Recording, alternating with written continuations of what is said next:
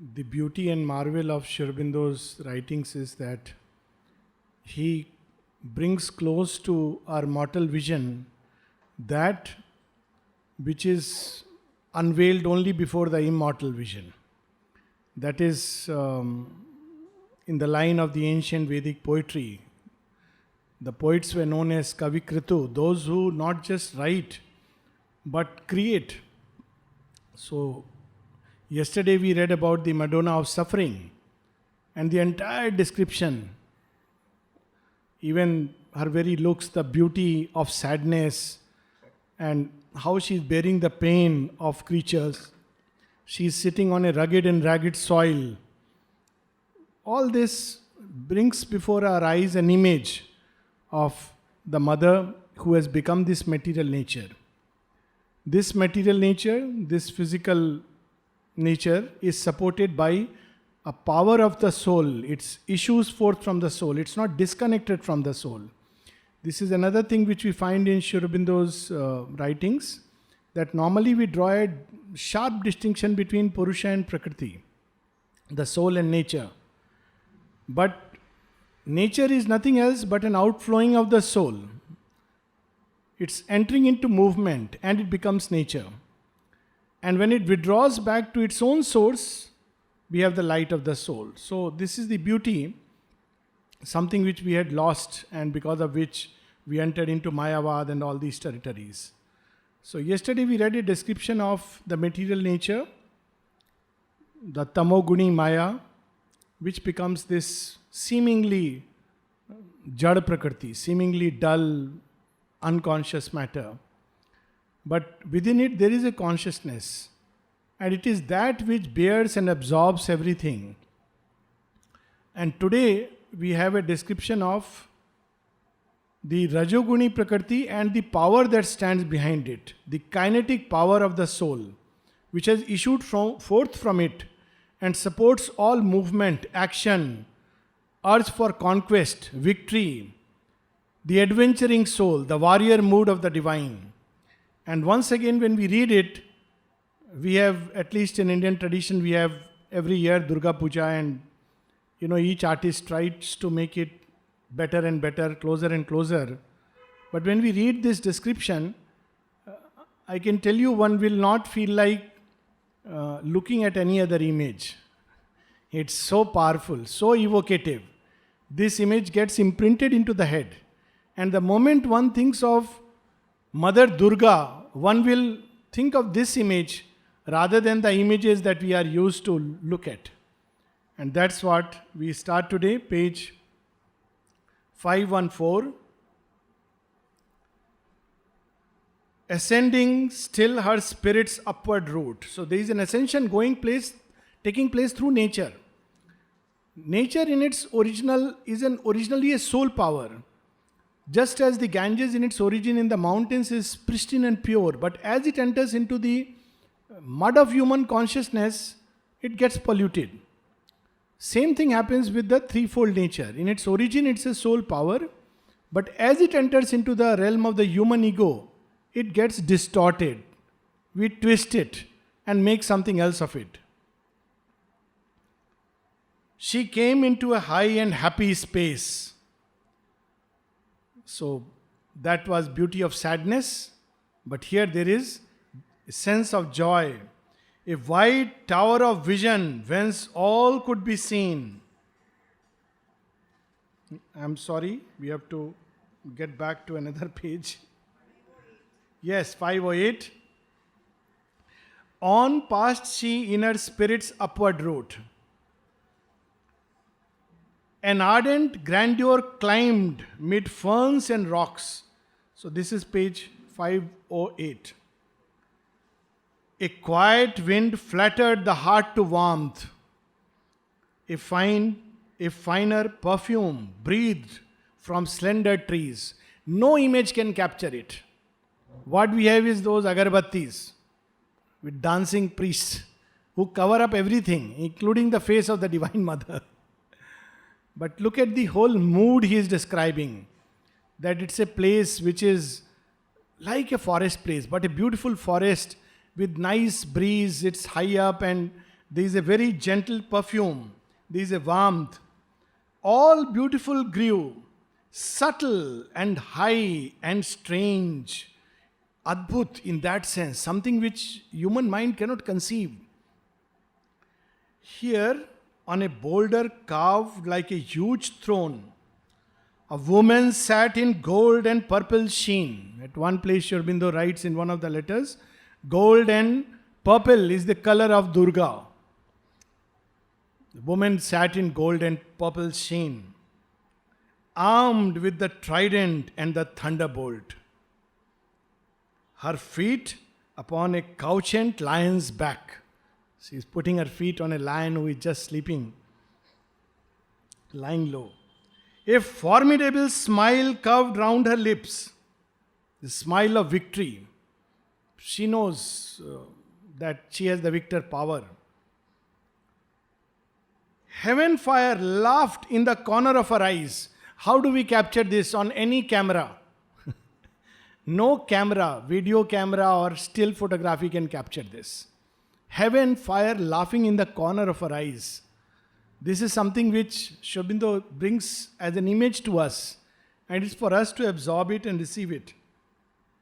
Her body a mass of courage and heavenly strength. She menaced the triumph of the nether gods. She is creating havoc the moment, these they try to create problems. A halo of lightnings flamed around her head. And sovereignty, a great cestus, zoned her robe. Cestus is the belt that we tie, girdle. Women tie a girdle around their waist. That's a cestus. What is she tying as a girdle? Not gold, not silver, not diamond. Sovereignty. Just think about it. It's tied as a girdle around her waist. And majesty and victory sat with her. So in the typical pictures we have Ganesha and Kartikeya. But who is sitting with her? Majesty and victory. They are by her side, at her command, guarding in the wide cosmic battlefield against the flat equality of death. It's a marvelous two lines. And the all leveling insurgent night. Death and night. Death is regarded as equal. But that's not the equality which the divine wants us to practice. It is equal to all. In childhood I had read a very interesting story. A guru and a guru and disciple are going together in a village. And in the village, suddenly whatever they pick up, whether it's diamond or whether it's, vegetable, whether it's a sweet or whether it's a cloth, everything is taka ser. Taka means 1 rupee, you get 1 seer, now kilo if you want to be. Kilo and seer are different, but anyways, 1 rupee a kilo. So disciple says, this is a wonderful place. Guru says, run away from here. This is a dangerous place. They don't know the value of things. You will land up in trouble. And sure enough, that happens. This flat, leveling equality of death is not the way divine operates. There is a rit chit. There is a true law.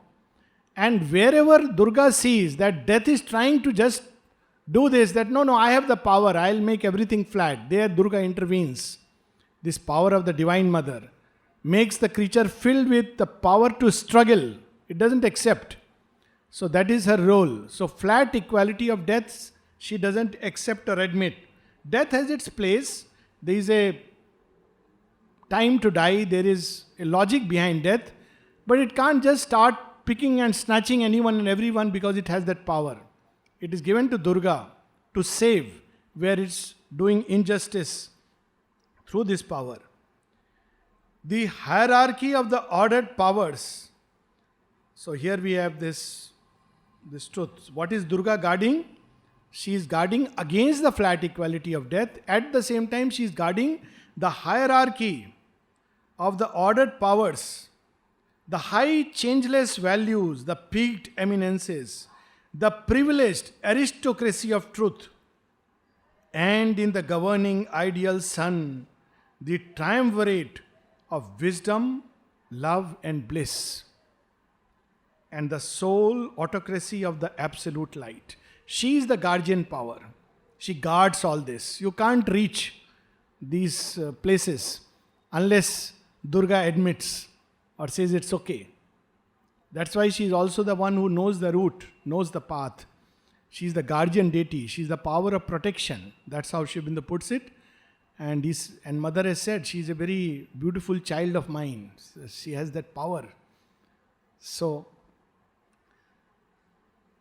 august on her seat in the inner world of mind, the mother of might looked down on passing things. Her station is somewhere in the higher mind from where she is looking down upon all the passing things. Listen to the advancing tread of time. Saw the irresistible wheeling of the suns and heard the thunder of the march of God. Now, just for a moment, just to even imagine this. She is seated there in this way, with those lightnings, the perfume, might and majesty and victory around her, putting her foot on a couchant lion, looking down upon the world and the tread of time passing by, smiting where necessary all the great forces of life, and hearing the thunder of God's feet and the irresistible wheeling of the suns. And what is she doing? She is not just sitting, just absorbing the sorrows of creatures. She is sitting in a very dynamic pose. That's the beauty. Amid the swaying forces in their strife, sovereign was her word of luminous command. She was giving marching orders. She was not just sitting quietly like the Madonna of suffering and absorbing the grief. She was with a hand ready to smite. Sovereign was her word of luminous command. Her speech like a war cry rang or a pilgrim chant. Pilgrim chant. When pilgrims face difficulties, they take the name of God and chant and move on. Har Har Mahadev. You know, this is one of the, in Indian military, they use these two slogans. One of them is Har Har Mahadev. The other is Durga. So they march. It really fills them with, and it's regardless of religion. People in certain battalions take this like a war cry. Similarly, pilgrims will chant as they are moving up because they are facing difficulties, but it gives them that sense that yes, doesn't matter. Whatever the difficulties, God is with us. Or like a war cry. And what was the action of Durga? Restore a charm, restoring hope in failing hearts. Because of her war cry, because of her words, human hearts began to hope. Even those who were failing, falling, dying, they suddenly were filled with hope. Aspired the harmony of her puissant voice. And then look at her words. See how Sri Aurobindo creates a whole scene, visible right there, like a vision. O Savitri, I am thy secret soul. This is the warrior mood of the divine. The Chandi Bhav or the Kshatriya Bhav in human nature. I have come down into the human world, and the movement watched by an unsleeping eye, and the dark contrariety of earth's fate, and the battle of the bright and somber powers. Those who manifest this as their Swadharma, they don't care for life or death. They know this is the work and they stand for that. They live by that, they fall by that. And there is a glory in that. I stand upon earth's paths of danger and grief. None is left alone. Only we don't know where to turn. Our problem is that we rely so much on, all kinds of external things that we have stopped relating or connecting to these powers and forces and beings who are there closest to us. They are portions of our soul. They are there. They listen. We need to connect with them. But now we don't really believe. We believe in 108 and 911, which is okay. We have to do it. But this is the first aid to call with the, that cry, Ma, and she will come. But we have lost that. She is waiting on the paths. I stand upon earth's paths of danger and grief and help the unfortunate and save the doomed. She does it, provided we know how to call it. I was sharing this story in Shiva Puran with someone. It's one of the scenes which has got etched into my mind like unbelievably true. I mean, it's true. Parvati has a daughter. Very few people know about that she has a daughter. Her name is Ashok Sundari. So she is in a ashrama, and the ashrama is being attacked by all kinds of asuras. And even the sage, who is a great sage, probably Vasishtha or someone, he is not able to guard anymore because these demon nodes come, they cross, they do all kinds of mischief. And they don't know what to do. They tried mantra, they tried all kinds of weaponry, but nothing works. Then this little child of the Divine Mother, she suddenly cries out, says Ma. It's so powerful a image. And Parvati hears. And though Shiva doesn't want her to go right now, she doesn't care. She puts forth the Kali aspect. This is one of the first manifestations of Kali, who comes and destroys these beings who are trying to threaten. She can come, provided we connect like that. And look here, Sri Aurobindo is giving us the assurance. This is a work. She is there to help. To the strong, I bring the guerdon of their strength. Because of her, they win. Imagine Baji Prabhu. We were reading how, this Sri Aurobindo is really that image is unbelievable. Where Baji Prabhu with some 50 men guards the pass against 20,000 Mughals, Pathans, Rajputs. 50 men saving a narrow gorge. And what comes on this man? I mean, little by little, ultimately there are just 3 left. And they are all waiting for Shivaji to come back with all the ammunition, because they don't know how long they will guard. From morning till dusk they guard. They don't allow them to pass across the gorge. And it's a true story. And before he is going, Baji Prabhu is told by one of his other fellow warrior that we are going to bring Shivaji. We know you are going to die. Don't worry, I'll build a lovely funeral for you. It's such a funeral that nobody has ever seen. And Baji Prabhu says, you will build a funeral for me? You think I'm a 5 foot 6 inches body? You think anybody can slay me? They can slay this body. Don't worry, you come back. One day you will also fall in the battle as a hero. And then we will meet and embrace each other. If you are on the deathbed, read this poem. I can tell you that from the cheetah you can rise if somebody reads this. It has that kind of energy in it. Who are these people? How have they fought? Defying death, defying all the odds, and won. So to the proud and strong, I bring the guerdon of strength, because Durga stands by their side. And this ends very beautifully. That at the end, it's Baji alone. And he's just asked, there is one more person, he says, please tell me the news, is Shivaji coming? And he says, I hear the drums and I see the dust. Shivaji is round the corner. And then they show that Baji bears a lance and starts his last massacre. And then Sri Aurobindo describes that suddenly Kali comes out of him. And he's taken up in Kali. And then he finally falls upon the ground. It's by then Shivaji comes. And obviously after that, they all recede. And the fort is won.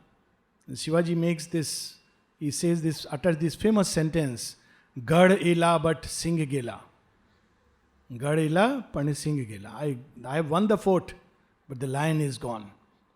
So why Durga? She brings to the proud and strong the guerdon of their strength. To the weak, I bring the armor of my force. That's why in Ramayana, before the battle, Rama prays to Durga. And again before Mahabharata, Arjuna is asked to pray to Durga by Krishna. And in fact, when Rama prays to Durga, Durga says, what are you going to sacrifice? Some lotus? He says, I don't have lotus here. It's a very touching episode. But my mother used to say, my eyes are like lotus. I can give them to you. And she appears and says, no need. So she brings the victory. To men who long, I carry their coveted joy. I am fortune justifying the great and wise. People call it fortune. It's not just fortune. It's something else. Behind that is sanction of the Divine Mother, justifying the great and wise, not the unjust. Unjust she tramples, that will also come. But I am fortune justifying the great and wise by the sanction of the plaudits of the crowd, then trampling them with the armored heel of fate. She can change the whole thing. Achilles, look at the great hero. It's that power which stands behind him which makes him an invincible warrior.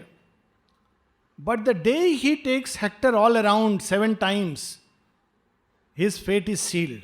Achilles must die. When he becomes so arrogant that he says, I am not going to give the body of Hector to King Priam. Then we see that Durga says, fine, so be it. And he dies out of an arrow piercing his heel. Of course, a poison arrow. From Paris, whom Hector was trying to shield. It's an ironical thing. Hector is shielding Paris, so he fights. And at the end, Achilles dies out of the arrow shot from the bow of Paris. Because the goddess is withdrawn. In actual Homer, they show Athene. She withdraws. And when she withdraws, he will die. He can't help it. That is the fate. So she brings, and when she wants, she tramples them. My ear is lean to the cry of the oppressed. I topple down the thrones of tyrant kings. A cry comes from proscribed and hunted lives. We think it is, human beings become instrument. Look at a time when Hitler, Mussolini, Stalin, and someone saw mother fighting with a sword on a horseback and killing Hitler. And the lady asked mother, what I saw, is it true? It looked like Durga, but she had your face. So mother smiled and said, why can't it be me as Durga? After 2 days, the news flashed all over that Hitler is no more. Nobody knew that how he has died. Of course, we know mother has written about it.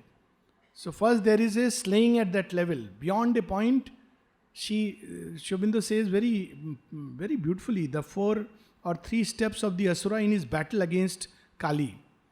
He says in the first, he holds the hairs of Kali.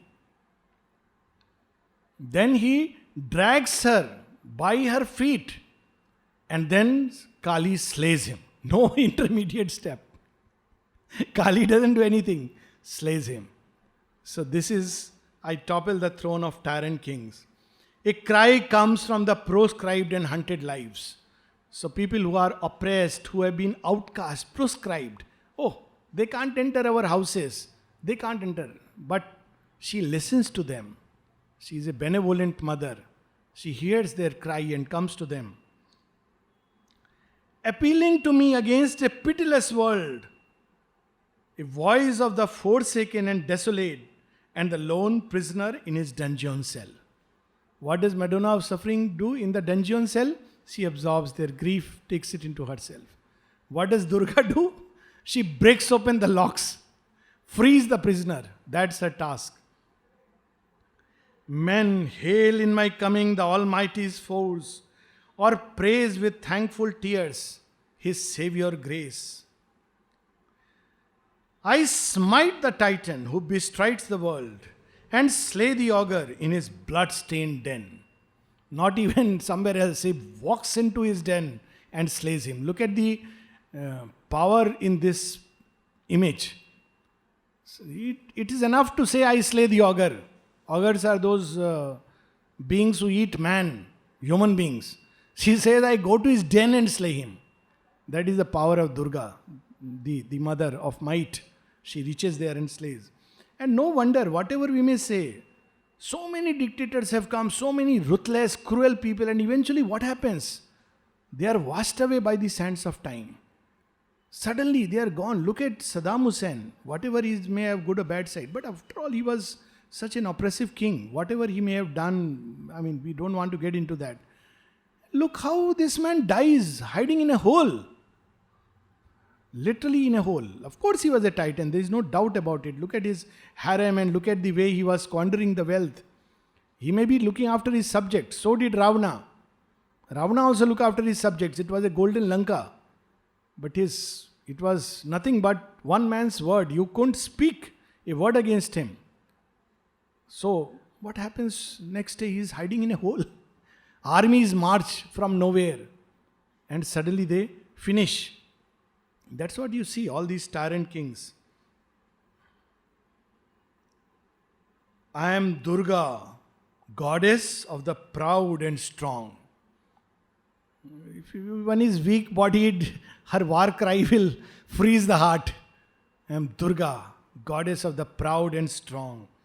I am, and Lakshmi, queen of the fair and fortunate. Both are two aspects of her.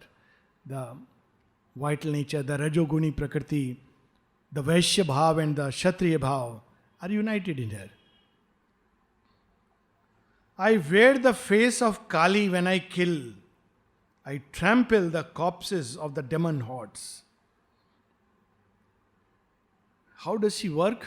What is her, those who are vibhutis of Kali and Durga, how they operate? They are charged by her. I am charged by God to do His mighty work. Uncaring, I serve His will who sent me forth, reckless of peril and earthly consequence. We see the mighty Shivaji receiving the sword of Durga, Bhavani, reckless of peril, so many dangers. And he demolished the mighty Mughal empire built over 3 centuries. How could he do it? What was that great power? He organized the Pathans, small, all were factional warring tribes. Nobody could have imagined. His father was himself serving in the Mughal king's army. And here is a man who raises an army and eventually topples the empire. So they are moved like that, reckless of peril and earthly consequence. I reason not of virtue and of sin, but do the deed He has put into my heart. And if you want to see one manifestation of this power in the Mahabharata, we see Bhima. Virtue, sin, am I doing a right thing, am I doing a wrong thing? Finishes all the 100 sons. There is another mood of the divine. We have a tendency to worship only divine, the pacifist. But this is also a mood of the divine, and Sri Aurobindo speaks about it, which we have forgotten and which also we must embody. The soul in its ascent. At one place Sri Aurobindo says, quoting Nietzsche, that yes, we may be the camel man in the beginning and the child at the end, but in the middle we have to be the lion man. Nobody can reach that point unless one has gone through this phase or developed within oneself the warrior mood. This has to be crossed. I fear not for the angry frown of heaven. I flinch not from the red assault of hell. Oh, you are killing this, all this, hell will come to you. Bhima couldn't care less. Let it come. A frown of heaven. She doesn't care. I crush the opposition of the gods. Even if gods come, when Kali moves, there are stories. Even the gods are shaken by her force. And they start hiding. Please save us, save us. We cannot bear her tremendous energy, Teja. We cannot bear. Even the gods run away because they can't bear that energy. Even Shiva has to ultimately lie down at her feet. That is her power. Tread down 1,000,000 gobbling obstacles. Rakta Bij. 1,000,000 goblin obstacles. I guide man to the path of the divine and guard him from the red wolf and the snake. The red wolf, of course, comes in various myths, but in the Vedas, particularly the 4 kinds of asura, one of them is the wolf type called Vrik. That's how it's called. What does he do? Vritra. He tears. The wolf. One can actually see in a vision a wolf, which means this adverse force is close. But what Durga does, she guards. She doesn't let such beings or the snake, the hostile beings, come near the sadhak when she carries. I set in his mortal hand my heavenly sword. Literally, we are told that it seems Shivaji, at a very young age, Bhavani, those who have gone to Pune, there is a temple called Parvati Mandir in Sarasbag, and Sri Aurobindo has written about her in one of his poems, the Hilltop Temple. And that is the place where Shivaji is supposed to have received the sword from Bhavani. So I place my sword in the hands and put on him the breastplate of the gods. I break the ignorant pride of human mind and lead the thought to the wideness of the truth. She acts also on the mind. When it is limited, she breaks it. That's how, see, the adventurer soul, the warrior soul, it goes beyond boundaries, limit. All people who have created a change upon earth, not only revolutionaries in terms of social change, but also in terms of in thought. There have been revolutionaries who have broken traditions. Old traditions they have finished. And that's because Durga's power, this power is acting within them. So they set aside the old traditions and bring in something new and wider. So this she does. I rend, now this is something very interesting. I rend man's narrow and successful life and force his sorrowful eyes to gaze to the sun. Sometimes her grace, severe grace, works in another way. Somebody has a very narrow, successful life, and Durga, she's praying. He says, okay, you really want to invoke me? Yes. Okay, I am going to finish all this. Suddenly the success, everything vanishes. Why? She compels him to look beyond these successes and failures towards the sun. And then these two marvelous lines, that he may die to earth and live in his soul. So, various moods, because she's the one who knows the route, the path. She guides us, helps us, brings light, wisdom, and the strength and the courage. I know the goal. I know the secret route. I have studied the map of the invisible worlds. I am the battle's head, the journey's star. That's what Sri Aurobindo says in that famous letter. To walk through life armored against all fear, peril and disaster. Only two things are needed. And then he says that even a little of a grace and protection, if it is with you, whom need you fear? Even a little of it will carry you safe against all the attacks from this world or from worlds invisible, because she knows all the routes. Even a little of her grace and protection is enough to carry us. We should not live like fearful beings, especially as children of Divine Mother. This is her daughter. We know when ashram was attacked several times. Sometimes subtle, sometimes gross attacks. Literally stones and burning, all this was taking place. For a long time, people wanted to fight, but mother said, no. For 8 hours, she held people back. Because Kali had manifested. She wanted to go ahead. And mother knew if she goes ahead, many of our own people will also go.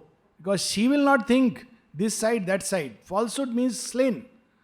So mother sent her away. Then after some time, she gave a go-ahead. This is a beautiful story of Togoda. Now he is no more. I think last year he died. And young man, came out and with a lathi, stick, he started fighting. People had come with stones and lathi and God knows what all. And he fought unimaginably. If you look at him, you can't imagine that he could have done this. And they ran away. They couldn't imagine. He's fighting.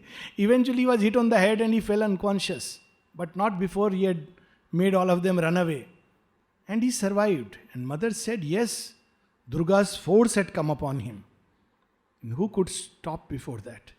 Everyone ran away. He didn't care about what's going to happen.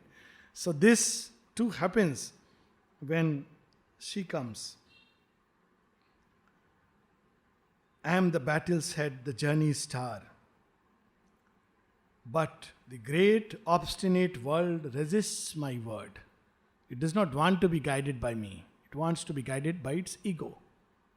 Because I'll not guide just any unjust. I'll not come as a guardian power before those who are tyrants and unjust and unfair. She comes to those who are just and fair and right and truthful and honest. And the crookedness and evil in man's heart is stronger than reason, profounder than the pit. And the malignancy of hostile powers puts craftily back the clock of destiny, and mightier seems than the eternal will. It looks like that. That's why even in the Durga Shapsati, and incidentally the four great names Maheshwari, Mahakali, Mahalakshmi, Mahasaraswatis are from there. It's from the Chandi, directly. And it's there that Durga doesn't kill all the asuras. She wants them to go back to where they belong, to the subconscious realm. Because they cannot be finally annihilated by her power. Something else has to come. It is there in the Purana itself. She can drive them away back to the subconscious realms where they can rule. But if they start coming and polluting the human world or the upper worlds, the world of the gods, then she acts and acts swiftly. The cosmic evil is too deep to unroot. The cosmic suffering is too vast to heal. So both the Madonnas we see are powers of the soul, but they are not sufficient. That's why we should not stop there. This is the path of ascent. But if we stop, we'll become a vibhuti of the divine, no doubt about it. But still we will be short of something else. That's what Sri Aurobindo is pointing us. A few I guide who pass me towards the light. A few I save. The mass falls back unsaved. A few I help. The many strive and fail. But my heart I have hardened and I do my work. This is how the gods and godlike nature works. Even we heard in the Madonna of Sufferings. He says, I call, I have full faith. One day he will come. Even if he has not come today, he will come. This is the godlike nature. The other nature only complains and grumbles, I called, he didn't come, he's not there. But the godlike nature will endure, call, and keep the faith and keep doing the deed. So she has also hardened her heart. They will come a million times I will fight. This is her way. And all who share something of her nature have the same resilience and the same capacity to bounce back upon life. This is very required even in the path of yoga. Mother at one place says, even if you fall 1,000 times, you should be ready to rise and give a fight. To give up is to lose. As long as we don't give up, we are supported. But my heart I have hardened and I do my work, and of course there is a recompense. Slowly the light grows greater in the east. The dawn is coming. The light is dawning. I see that. Slowly the light grows greater in the east. Slowly the world progresses on God's road. In fact, when we read Sri Aurobindo's Durga Stuti, we see the same thing. He says that thou hast come on the eastern horizons and the light of your limbs is being spread all over. And incidentally, Durga, of course, Sri Aurobindo has said, and the mother has confirmed, is the guardian deity of India. That's her action. And that's why perhaps all the asuras attack from all sides. And she has to be pushed back. His seal is on my task, it cannot fail. She does not admit, and her children never admit failure. They will go down. Even in death, they know the victory will come. We are sowing the seeds of victory tomorrow, like Baji Prabhu. He doesn't live to see the victory. He just hears the sounds of drums. He knows victory will come. That is how they work. Like Abhimanyu. Typically you see the Durga's manifestation at that point of time. I shall hear the silver swing of heaven's gates when God comes out to meet the soul of the world. She spoke. And from the lower human world, an answer, a warped echo met her speech. She pours her energy to bring this strength to man. She gives strength to man, the courage to face life. All courage comes from her. What man does with it? I have strength, my strength. I am going to now conquer for my use, for my enjoyment, for my sake. That is where it changes into something twisted, deformed, something perverted. And that is the crookedness in human heart, the evil which is too deep to be uprooted. That's what she is referring to. The voice came through the spaces of the mind of the dwarf titan, the deformed, chained god. All these titans were once gods who have fallen. That's what is indicated even here. The higher nature and twists by the ego into lower nature. And we know the mother story of the fourfold gods who become the fourfold titans. Deformed gods. In the Vedas they are called Purva Deva. They were gods at one point of time. They have become titan by the deformation. So they have the power, but it is deformed, twisted. Who strives to master his nature's rebel stuff and make the universe his instrument. The ego of this great world of desire claimed earth and the wide heavens for the use of man, head of the life it shapes on earth. Its representative and conscious soul and symbol of evolving light and force and vessel of the Godhead that must be. So it says that yes, this strength is given to man to be the leader, to be the head, to conquer everything. Like Ravana, he wants to conquer the three worlds. Nothing wrong with it. But for the sake of ego and desire, this is the problem. Man is born to conquer, but conquer for a divine use, to create beauty, to create love and harmony, unity, wisdom upon earth, but not for the satisfaction of ego. We'll read a few lines, then we'll stop. A thinking animal, nature's struggling lord, has made of her is nature, his nurse and tool and slave, and pays to her as wage and emolument inescapably by a deep law in things. He can't help, he has to pay something to nature. He's trying to put it to his own use. So inescapably by a law of things. This law is the yagna. What does he have to pay at the end? His heart's grief and his body's death and pain. He has used nature as his tool. What a marvelous line. But at the end he has to pay. He doesn't want to pay, but there is a law of things. You have to pay. What is the pay? The last wages? Death. It extracts the price. Says, you want to make me your tool? All right. You will make air condition? All right. Fair enough. You want to use 1,000,000 medicines? Do it. You want to plunder nature? Do it. At the end, you are the one who will lose your longevity, lose your immunity, and at the end, die in dust. So wages, you have to give that bit. His death assists her immortality. A tool and slave of his own slave and tool. Nature.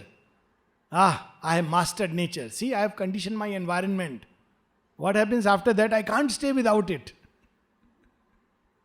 A slave and tool of its own slave and tool. We become slaves and tool. He praises his free will and his mastermind and is pushed by her upon her chosen paths. This becoming a tool, a very interesting thing, coming down from flights. So, it's a conditioned environment, people get down. So one of the first things they say, it is so hot. What is the temperature? Oh, it's 33 degrees. Oh my God. Oh, it's so hot, You are still not, they have begun to feel hot just by the knowledge of the temperature. So that's how we become. Oh, I don't have a car. How am I going to go? I have to walk? Cycle? Oh my God, it's so difficult. That is because we have become now tools. So while these are things we can use, but we should not become their slaves. This is where we should be careful. Man praises his free will and his mastermind and is pushed by her upon her chosen paths. We think we choose, but nature says, okay, I'll push you to do this, and you think it's your free will. In my free will, I am going to the casino. In my free will, I am buying this dress. It's my free will. Who can stop me? Nobody will stop you. You are just being a tool of nature. She is whipping you, stinging you, and you are pushing towards it. Possessor, he is possessed, and ruler, ruled. Her conscious automaton, her desires, dupe. His soul is her guest, his sovereign, mute, inert. So Sri Aurobindo is saying that you can't master and conquer nature this way. But because of that power, man believes he can do it, and in the end ends up being used by nature. Soul itself becomes something inert. 3-4 lines. His body, her robo. His life, her way to live. What does Rajas do in man? Makes us jump and dance and sing and go here and there. Like a robo and automaton. See what happens when, music starts, everybody begins to dance, move, shake oneself. Nothing but the Rajasic energy going inside and making one jump. If you really look closely, it looks like somebody has given the chabi, that key, and it's like a robo jumping and dancing. Michael Jackson.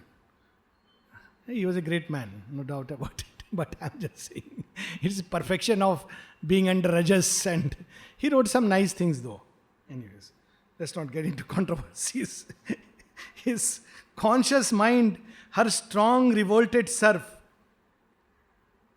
The voice rose up and smote some inner sun. So what does it say? This Titan who uses this strength, Durga brings to lead him and guard him and guide him towards the soul. But what man does with it, the ego does with it, that we will read after a break. So 6:15 we will come. I'm going a little fast because we want to get out of this Titan.